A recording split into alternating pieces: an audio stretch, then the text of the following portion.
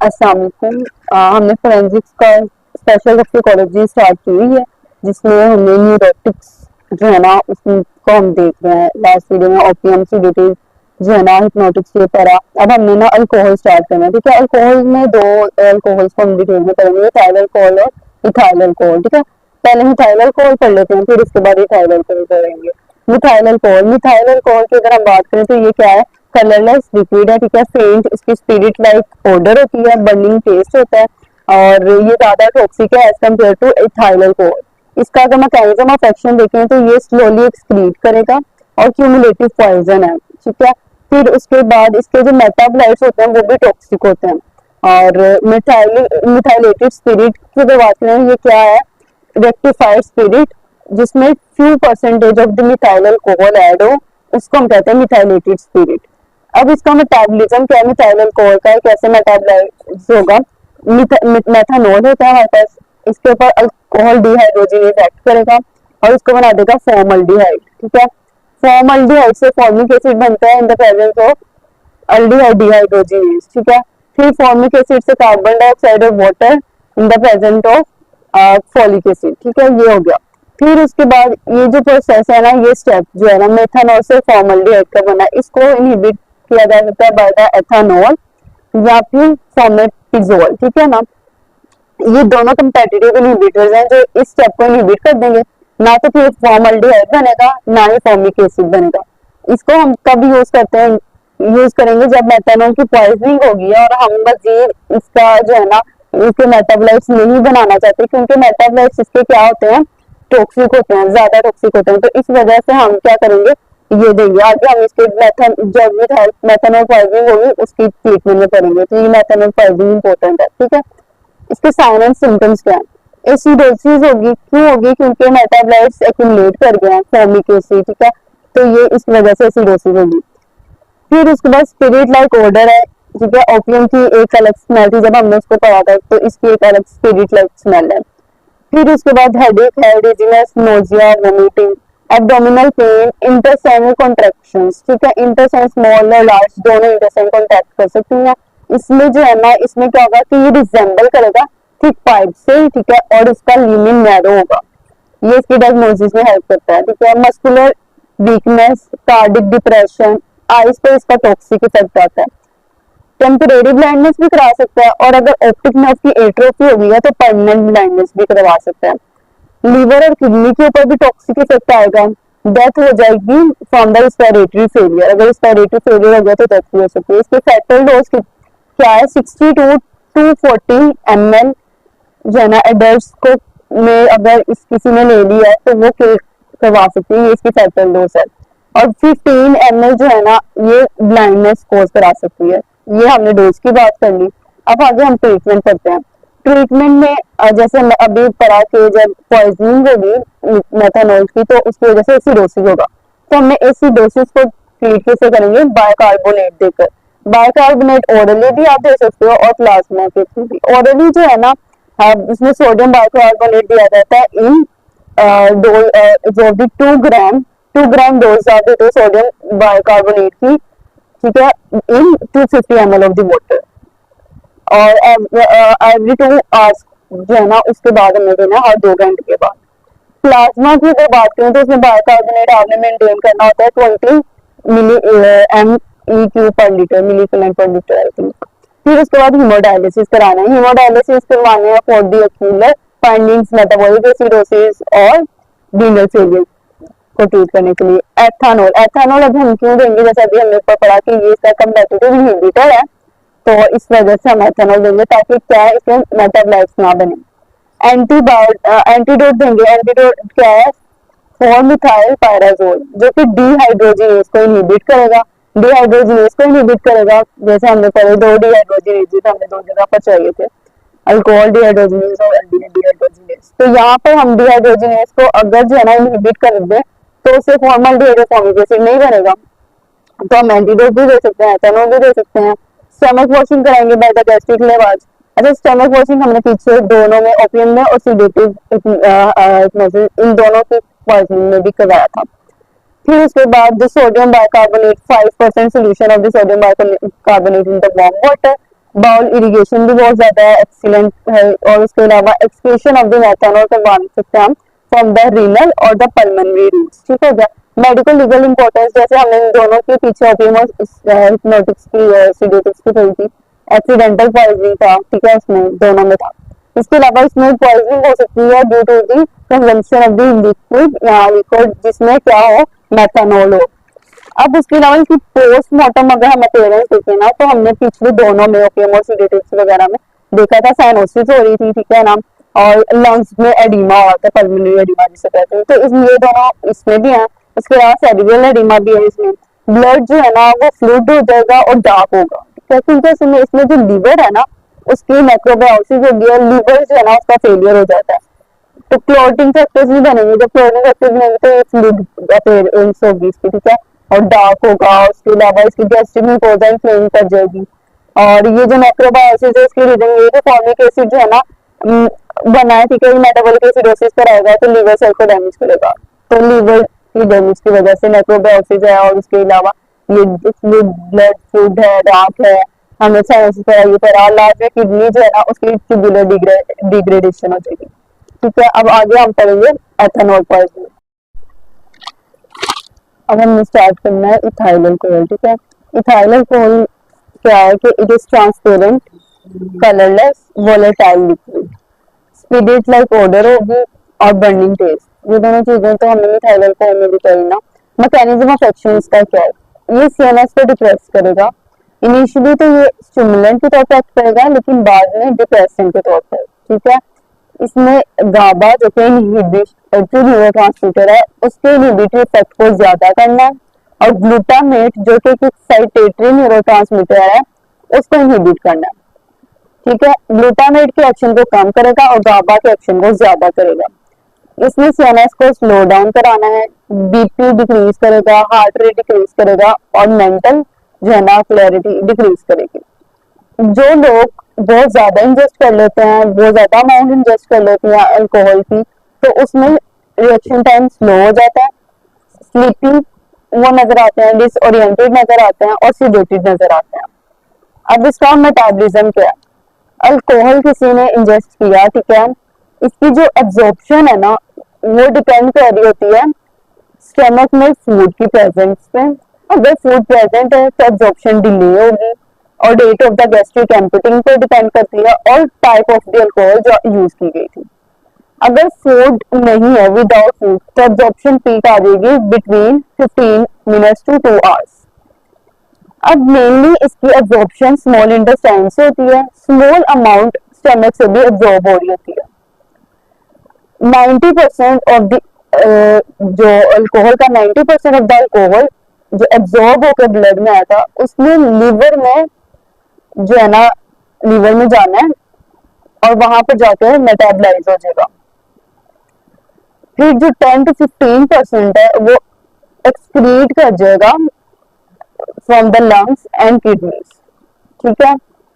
अब यहाँ पर देखो कि कैसे अब लीवर में क्या क्या होगा, एडीएच से यानी कि अल्कोहल डिहाइड्रोजिनेज एंजाइम एक्ट करेगा और उसको एसिटल्डिहाइड बना देगा। अब ये जो एसिटल्डिहाइड है ये एसिडोसिस, कीटोसिस यानी अल्कोहलिक कीटोएसिडोसिस करा सकती है। सेकंड, ये एसिटल्डिहाइड एल्डिहाइड डिहाइड्रोजिनेज की मदद से एसिटिक एसिड और एसीटेट में कन्वर्ट हो सकता है, ठीक है।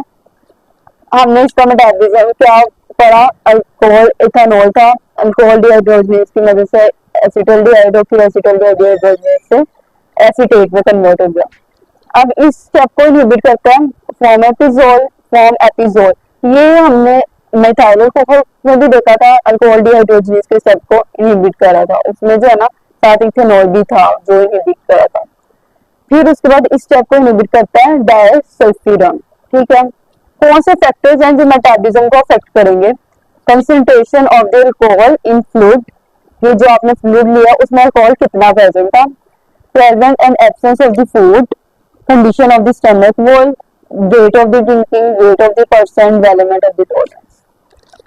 अब जो चीज हमने पढ़नी है ना वो बहुत इंपॉर्टेंट है, इसकी पॉइजनिंग, अल्कोहल की पॉइजनिंग। इसमें भी एक्यूट पॉइजनिंग हो सकती है और क्रॉनिक पॉइजनिंग। एक्यूट पॉइजनिंग में सीएनएस रिप्रेस करता है डिसेंडिंग ऑर्डर में, from the cortex to the medulla. ठीक है, अब इसमें कुछ स्टेजेस आती हैं। स्टेज ऑफ एक्साइटमेंट आएगी, स्टेज ऑफ इनकोऑर्डिनेशन आएगी, स्टेज ऑफ नार्कोसिस आएगी। जो एक्साइटमेंट की स्टेज है वो कौन कितनी परसेंट अगर अल्कोहल जो है ना वो ब्लड में गया है तो एक्साइटमेंट की स्टेज आएगी 30 to 100, बिटवीन 30 and 100%। और अगर अल्कोहल का ब्लड में प्रेजेंट है तो उसकी वजह से क्या आएगा, स्टेज ऑफ एक्साइटमेंट। इसमें क्या क्या होता है वो अभी हम पढ़ते हैं डिटेल में। फिर स्टेज ऑफ इनकोऑर्डिनेशन, ये कब आती है, अगर ब्लड में अल्कोहल जो है ना इथेनॉल उसका 100 to 300 mg जो है ना परसेंटेज अगर ब्लड में गया। इस स्टेज में मोटर सेंटर्स डिप्रेस करेंगे और एक्साइटमेंट की स्टेज में हायर सेंटर्स डिप्रेस करेंगे जिन्होंने कंट्रोल करना है जजमेंट और बिहेवियर को। ये बातें इंपॉर्टेंट है, सारे स्टेजेस में पूछे जाते हैं। स्टेज ऑफ नार्कोसिस अगर अबव 300% हो और ये इसमें वाइटल सेंटर्स डिप्रेस कर जाते हैं। एक्यूट पॉइजनिंग में अभी हमने इसके आगे मिक एमंस साइंस पढ़ना है, फेटल डोज पढ़ेंगे, alcohol driving treatment, postmortem finding और ये चीजें मेडिकल एस्पेक्ट्स, ये एक्यूट पॉइजनिंग का भी पढ़ते हैं। फिर उसके बाद क्रॉनिक पॉइजनिंग की कुछ चीजें हैं वो भी करेंगे। इसमें क्रॉनिक पॉइजनिंग में अगर कोई ग्रेजुअल जो है ना वो ले रहा है अल्कोहल, ठीक है ना, वक्त के साथ साथ क्या होगा उसमें फिजिकल, मोरल और मेंटल डिटेरियोरेशन आ जाएगी। 3 सिंड्रोम्स इसकी वजह से हो सकते हैं, डिलीरियम ट्रेमंस, कोर्सक ऑफ साइकोसिस और एक्यूट हेलुसिनेशंस। अब इसमें क्या क्या है वो भी हम डिटेल में करने लगे हैं। सबसे पहले अब हम पढ़ते हैं स्टेजेस। हमने भी बात की stage of excitement. Stage of excitement में क्या होगा कि जब ब्लड जो है ना उसमें अल्कोहल की कंसंट्रेशन कितनी हो जाए 30 to 100 mg%। ये इंपॉर्टेंट है, ये याद रखना है। इसमें पर्सन कैसा फील करता है, वेल बीइंग, प्लेयर फील करेगा क्योंकि हायर सेंटर से इनहिबिट हो गए हैं। वो इजीली जो है ना लाफ करेगा, स्माइल करेगा और आसानी से गुस्सा भी हो सकता है। वो अपने जो सीक्रेट्स है वो डिस्प्ले क्लोज भी कर सकता है। वल्गर लैंग्वेज में तो बात करेगा, उसका मैनर भी ऑब्ससीन मैनर होगा, ठीक है, और सेक्सुअल डिजायर्स भी इंक्रीज कर जाएंगी। और अगर हम उसको एग्जामिन करेंगे तो उसकी जो कॉम्प्लेक्स स्किल्स हैं जैसे ड्राइविंग और फ्लाइंग एयरक्राफ्ट वो भी इंपेयर होंगी। ये बातें याद रखेंगे। अब स्टेज ऑफ इनकोऑर्डिनेशन। इनकोऑर्डिनेशन की जो स्टेज है ना इसमें क्या होगा, ब्लड में कितना है 100 to 300 mg% है अल्कोहल की। ये मेडिको लीगली इसलिए स्टेज इंपॉर्टेंट है क्योंकि ज्यादातर ऑफेंसेस इसी स्टेज में कमिट होते हैं। जजमेंट इंपेयर्ड हुई होती है जिसकी वजह से एक्सीडेंट्स, वायलेंस, क्राइम्स और सेक्सुअल ऑफेंसेस के चांसेस ज्यादा होते हैं। इनकोऑर्डिनेशन किसमें होती है, थॉट में, स्पीच में, एक्शंस में। और वो किस तरह से मैनिफेस्ट करता है, impaired judgment, confusion, slurred speech, staggering gait, drinker untidy होता है पेरेंट्स में, हिकअप्स कॉमन होते हैं, नोजिया, वोमिटिंग, पिupil डायलेटेड होते हैं जब एग्जामिन करते हैं, यूफोरिक सडनली हो जाता है और सडनली एंग्री हो जाता है, ठीक है। अब लास्ट स्टेज आती है स्टेज ऑफ नार्कोसिस। अगर हम ये स्टेज देखें तो ये कब आती है, जब ब्लड में परसेंटेज इंक्रीज कर जाती है 300 mg% से ज्यादा हो जाती है, ठीक है। अब पर्सन डीप स्लीप में चला गया, पेनफुल स्टिमुलस को वो रिस्पॉन्ड करेगा लेकिन चला वो डीप स्लीप में गया। पल्स भी इंक्रीज कर दी, टेम्परेचर भी सब नॉर्मल यानी नॉर्मल से कम हो गया हुआ है और ब्रीदिंग कैसे हो गई, स्ट्रीनलेस ब्रीदिंग है, प्यूपिल कॉन्ट्रैक्ट कर देंगे। पीछे हमने पढ़ा था प्यूपिल जो है ना वो डायलेट करते हैं एग्जामिनेशन में, यहाँ हम कहने की प्यूपिल डायलेट कर कॉन्ट्रैक्ट कर सकते हैं, ठीक है। अब ये मैक एवंस साइन क्या है, ये साइन ये जब ना स्किन को या फेस या नेक की स्किन को आप पिंच करोगे तो उस पर प्यूपिल इनिशियली डायलेट करेंगे और फिर स्लोली अपनी ओरिजिनल साइज पर वापस आ जाएंगे। इस फिनोमेना को मैक एवंस साइन कहते हैं और ये हेल्पफुल होता है to differentiate alcoholic coma from the comatose conditions, ठीक है ना। और अगर ये 12 आवर से ज्यादा परसिस्ट करे तो डेथ भी हो सकती है due to the disparity and the cardiac centre. ये इंपॉर्टेंट है, ये करना है, ठीक है। फिर उसके बाद फेटल डोज कितनी है, फेटल डोज 350 mg और 500 mg से ज्यादा अगर हो उसका हम फेटल डोज करेंगे, ठीक है। 350 से ज्यादा और 500 से भी ज्यादा। अल्कोहल और ड्रिंकिंग, अल्कोहल और ड्रिंकिंग में जो अल्कोहल है ना इसकी वजह से परसेप्शन फॉल्ट होती है, विजन जो है ना वो कोई फिर वो पेरिफेरल विजन, ठीक है, कलर विजन डिस्टोर्ट होगा, नाइट विजन डिक्रीज कर देगा। इसके एग्जाम्पल है कि एक ड्रंक ड्राइवर था जिसने जो है ना पीपल जैसे ड्रंक ड्राइवर अगर जो है ना वो हेडलाइट सामने आती है, ठीक है, तो वो उसको अभी 2 से 8 सेकंड लगेंगे कि वो उस डार्क कंडीशन को अडेप्ट कर सके as compare to normal individual, ठीक है, जो लेस टाइम में जो है ना वो कर सकते हैं, ठीक है। ये इसमें आ जाएगा। ट्रीटमेंट इसका देख लेते हैं। इसमें सबसे पहले वही ABC, एयरवे को मेंटेन करना, ब्रीदिंग को, सर्कुलेशन को मेंटेन करना, गैस्ट्रिक लेवल स्टमक, ये भी हमने बाकी तीनों में पढ़ा। और इसमें मिथाइल अल्कोहल जैसा हमने पढ़ा था 5% of the solution of the sodium bicarbonate in warm water. फिर उसके बाद हाइपोग्लाइसीमिया के सिम्टम्स को डील करेंगे कैसे, ग्लूकोज देंगे, 5% ग्लूकोज देंगे, आइसोटोनिक सेलाइन विद 5% ग्लूकोज, ठीक है। फिर उसके बाद सेलाइन पर्गेटिव देते हैं, आईवी हाइपोटोनिक ग्लूकोज सोल्यूशन, ताकि इंट्राक्रेनियल प्रेशर जो है ना उसको ट्रीट किया जा सके। फिर रिस्पिरेटरी डिप्रेशन के केस में आर्टिफिशियल रिस्पिरेशन देंगे विद ऑक्सीजन इनहेलेशन। हीमोडायलिसिस पहले भी कराई थी, अब भी करा रहे हैं, हम मिथाइल को हमने भी कराई थी, और पेरिटोनियल डायलिसिस भी कराएंगे, इंटरनल डायलिसिस। पोस्टमार्टम फाइंडिंग्स अगर देखें, एक्सटर्नल एग्जामिनेशन में हमें क्लॉथ जो है ना वो हमें टोन नजर आएंगे, फटे हुए, वोमिटिंग और ब्लड अल्कोहल के स्टेन नजर आएंगे हमें। फिर उसके बाद ब्रूजेस, बॉडी के डिफरेंट पार्ट पर अदर इंजरीज प्रेजेंट होंगी। फिर इंटरनल एग्जामिनेशन की बात करें तो उसमें ऑर्डर ऑफ द अल्कोहल वो हमें उसकी स्मेल वगैरह, ठीक है, जब बॉडी को खोलेंगे। फिर उसके बाद ब्लड, जैसे मिथाइल अल्कोहल में फ्लूइड था और डार्क था, और ब्रेन उसमें भी एडिमेट्रस था, ठीक है ना, इसमें भी है। सेरेब्रल कॉर्टेक्स की श्रिंकेज अगर क्रोनिक अल्कोहल है, ठीक है। उसके बाद मेडिकल लीगल एस्पेक्ट में क्या है, यही है कि इसकी पॉइजनिंग की वजह से ये बहुत ज्यादा पॉइजनिंग कॉमन है इसकी, लेकिन डायरेक्टली डेथ इतनी केसेस में नहीं होती, लेकिन कॉम्प्लिकेशंस वगैरह आती हैं, इसको छोड़ते हैं। आगे हम क्रोनिक, अभी जैसे हमने बात किया कि क्रोनिक में क्या है कि अगर पर्सन तो काफी टाइम से ले रहा है तो उसमें ग्रेजुअली फिजिकल, मॉरल और मेंटल डिटेरियोरेशन आ जाएगी। फिजिकल डिटेरियोरेशन में क्या होगा कि lack of the personal hygiene, अपना ख्याल नहीं रखेगा, भूख नहीं लगेगी, तो मसल वेस्टिंग भी होगी, gastritis, chronic acidities, peripheral neuropathies वगैरह, ठीक है। फैटी चेंजेस लीवर में आएंगे, hepatotoxic poisoning, alcohol is hepatotoxic poisoning, liver जो है ना उसका सिरोसिस नजर आता है इसमें। अब जो सिंड्रोम, इसकी वजह से 3 कॉमन सिंड्रोम हो सकते हैं, डिलीरियम, ट्रेमर्स, कोर्साकॉफ फिनोमेना और एक्यूट हेलुसिनोसिस। डिलीरियम ट्रेमेंस ये वो स्टेट होती है एक्साइटमेंट की जिसमें हेलुसिनोसिस यानी कि वो चीजें जो अपेरेंटली एग्जिस्ट नहीं करी वो आपको नजर आएंगी, ठीक है। फिर उसके बाद जो है ना ये 3 to 4 डेज तक रहेगी। ये किस वजह से हो सकती है कि एक पर्सन ने सडन विड्रॉ किया, अल्कोहल को छोड़ा, ठीक है, उसके बाद उसने कुछ ड्रिंक कर लिया, कुछ बाउल्स उसने उसके ड्रिंक कर लिया छोड़ने के बाद, उसकी वजह से एक्यूट इन्फेक्शन, निमोनिया, और जो है ना इसमें अब एक ये रीजन हो सकता है और एक ये भी हो सकती है, एक्यूट इन्फेक्शन और निमोनिया भी, ठीक है। उसमें क्या क्या सिम्टम्स आएंगे, type of acute insanity in which the main symptoms are sleeplessness, नींद नहीं आएगी, ट्रेमर्स, ट्रेमन से याद हो तो ट्रेमर्स करेंगे, ठीक है ना, और एक्साइटमेंट, फियर, हेलुसिनेशन, हेलुसिनेशन इसमें भी है, हेलुसिनेशन कोर्साकॉफ साइकोसिस में भी है और एक्यूट हेलुसिनोसिस में भी है, ठीक है। ऑडिटरी विजुअल हेलुसिनेशन इसमें है, इसमें भी ऑडिटरी विजुअल हेलुसिनेशन है, ठीक है। उसके अलावा इसमें एक्साइटमेंट, बहुत ज्यादा खुश हो जाना, फियर, बहुत ज्यादा खौफ आ जाना, ट्रेमर्स इधर से याद रख लिया, नींद नहीं आएगी, सुसाइडल टेंडेंसी है, होमिसाइडल टेंडेंसी, खुद को भी मारने की टेंडेंसी है किसी को भी, ठीक है, और मल्टीपल इंजरीज, बोन फ्रैक्चर्स भी नजर आ सकते हैं हमें इसमें।